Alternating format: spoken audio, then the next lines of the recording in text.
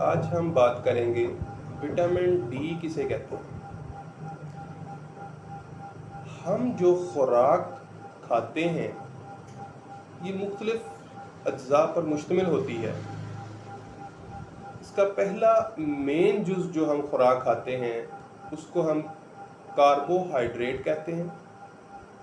निशास्ता जैसे आटा, जौ का आटा, गंदम का आटा, मकई का आटा, इसको निशास्ता कहते हैं, कार्बोहाइड्रेट कहते हैं। दूसरे नंबर पर जो चीज़ आती है वो हमारी खुराक का जो मेन जुज़ होता है उसको प्रोटीन कहते हैं। प्रोटीन हम दो चीज़ों से हासिल करते हैं, गोश्त से हासिल करते हैं और दालों से हासिल करते हैं, अंडे से भी हासिल करते हैं। इसे हम प्रोटीन कहते हैं, यानी कि प्लांट प्रोटीन भी हम हासिल करते हैं जैसे दालें हैं, और बहुत सी दूसरी ऐसे प्लांट हैं जिनसे हम प्रोटीन लेते हैं।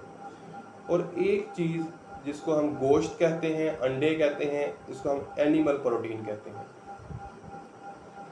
तीसरे नंबर पे आती है हमारी खुराक का जो मेन जुज़ है उसको हम कहते हैं फैट।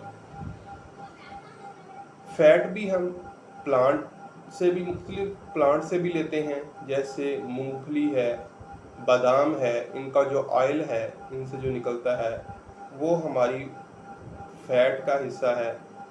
और कुछ एनिमल एनिमल फैट जैसे दूध से, डेयरी की प्रोडक्ट से, दही से, लस्सी से, देसी घी से हम हासिल करते हैं, इसको एनिमल फैट कहते हैं।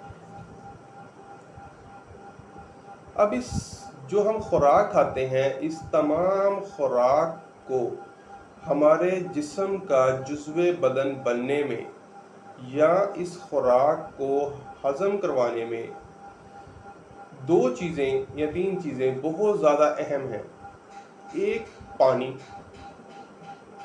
पानी अगर हमारे जिस्म में ना हो या हमारी खुराक में पानी शामिल ना हो तो खुराक हमारी हज़म नहीं हो सकती, हमारे जिस्म का हिस्सा नहीं बन सकती, जुज़्वे बदन नहीं बन सकती।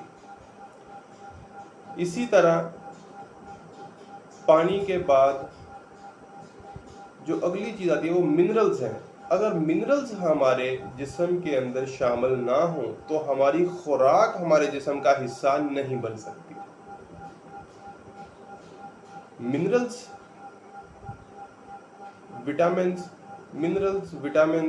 मिनरल जो है जैसे कि कैल्शियम, मैग्नीशियम, पोटाशियम रेयर मिकदार में हमारे जिस्म का हिस्सा होते हैं। अगर ये ना हो तो हमारा जिस्म प्रॉपर वर्क नहीं कर सकता, हमारी खुराक प्रॉपर हमारे जिस्म का हिस्सा नहीं बन सकती। और विटामिन के बगैर भी हमारी खुराक जो है वो हज़म नहीं हो सकती। विटामिन जो है इनकी दो अक़साम हैं। वो विटामिन जो पानी में हल होते हैं और दूसरी अक़साम वो विटामिन जो फैट में हल होते हैं। पानी में हल होने वाले कौन से हैं और फैट में हल होने वाले कौन से हैं? वो विटामिन जो पानी में हल होते हैं विटामिन बी और vitamin C. Vitamin B1, B2, B12 and इसकी एक चेन चलती है, इसको हम बी कम्प्लेक्स कहते हैं इसी वजह से। इसकी मुख्तलिफ अक़साम हैं। और विटामिन सी ये पानी में हल हो जाते हैं।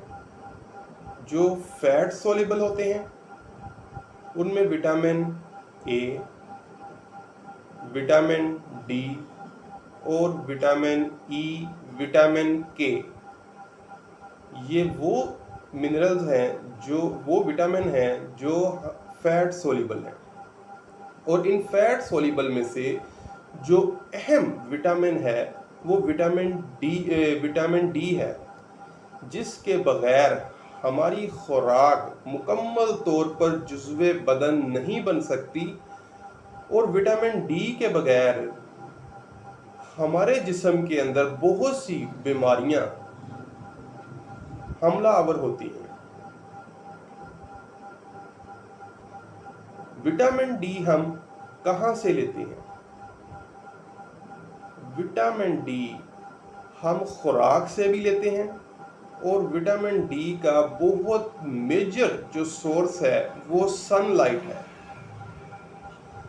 अल्लाह पाक ने हमारे जिस्म के अंदर ये स्किन के नीचे एपिथेलियल के नीचे एक फैट की एक तह रखी है, जिस पर जब सूरज की शुआएं पड़ती हैं तो वो एक्टिव होती है और विटामिन डी बनाती है।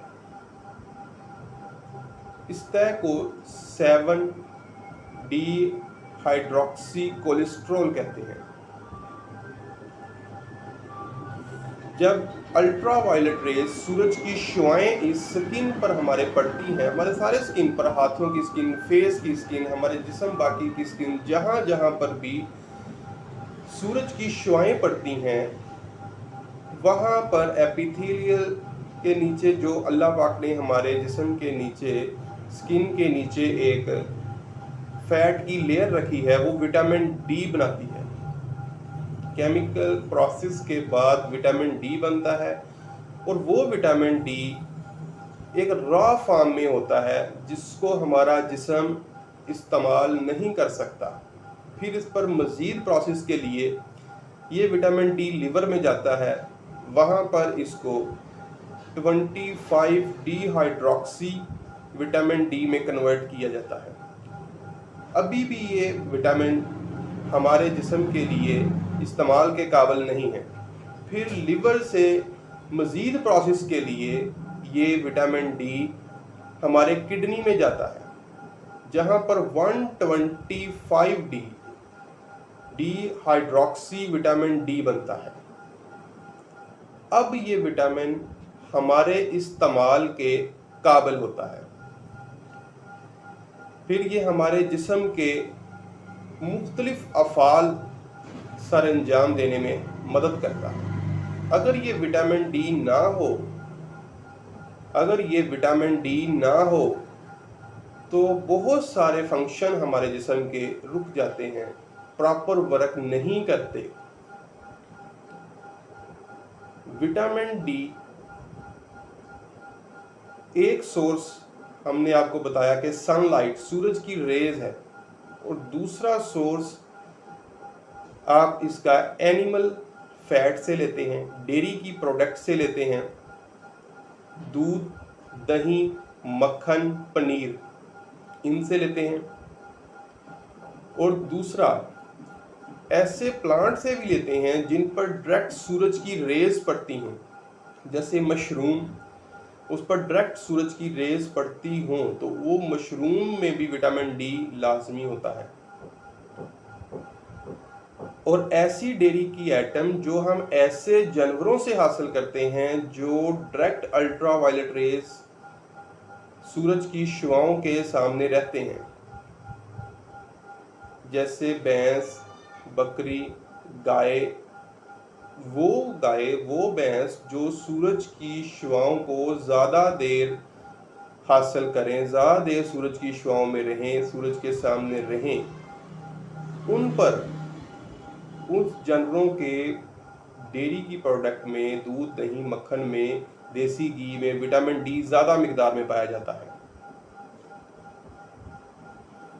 और दूसरा फिश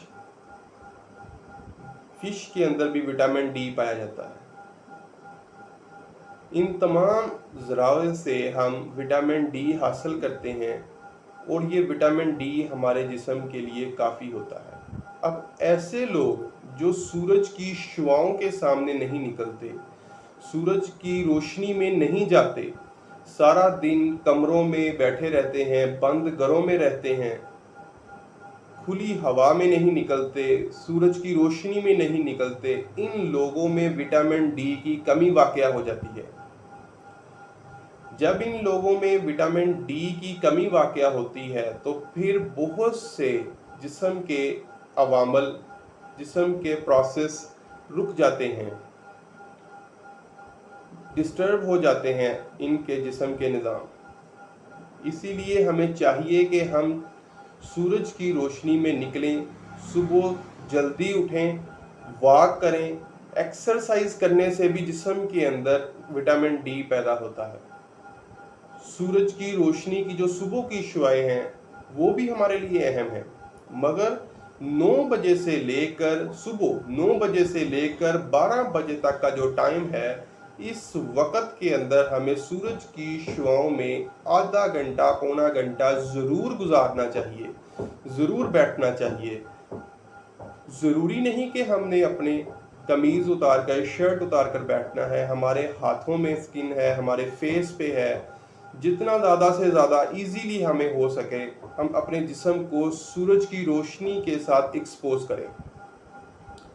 जितना सरफस हमारे जिस्म का, जितनी स्किन हमारे जिस्म की सूरज की शुआ से डायरेक्ट लिंक करेगी, उतना ही ज़्यादा हमारे जिस्म में विटामिन डी बनेगा। विटामिन डी हमारे जिस्म में अगर कम बने तो कौन सी बीमारियां पैदा होती हैं, इस पर हम फिर अगली किसी वीडियो में बात करेंगे। तब तक के लिए इजाज़त चाहते हैं। शुक्रिया।